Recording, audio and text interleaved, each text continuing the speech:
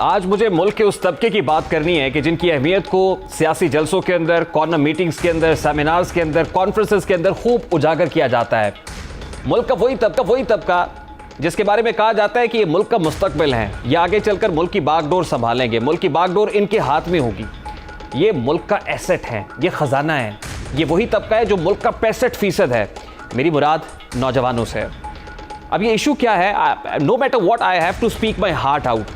वफाकी वजीर बराए तालीम शफकत महमूद साहब ने 10 जुलाई के बाद मैट्रिक और इंटरमीडिएट के इम्तहानात हर सूरत लेने का ऐलान किया है। You know what, Covid crisis में जहां दीगर ममालिक ने अपने इम्तहानात को पोस्टपोन किया, स्टूडेंट्स को प्रमोट किया, उनके पास मैकेनिज्म मौजूद था कि ऑनलाइन क्लासेस को कंडक्ट कर सकते थे, उन्होंने असेसमेंट के टूल्स बनाए।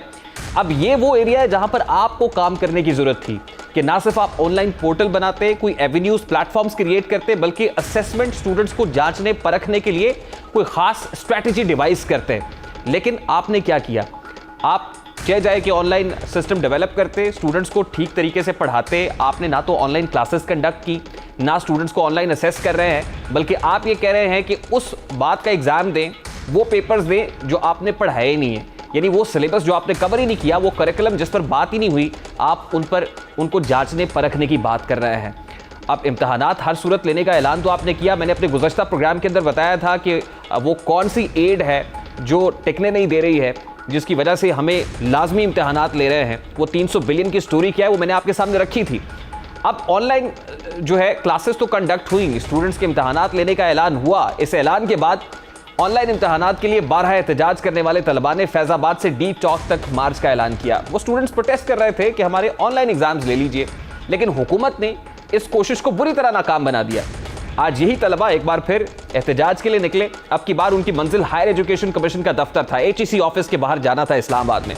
आज भी तलबा का एक ही मुतालबा था कि इम्तहानात कैंसिल करके हमें अगली जमात में प्रमोट किया जाए। स्टूडेंट्स की तरफ से असल में क्या मौक़िफ़ अपनाया गया, उनका मुतालबा क्या था, वो क्या कह रहे थे, एक हल्की सी झलक आपके सामने रखता है।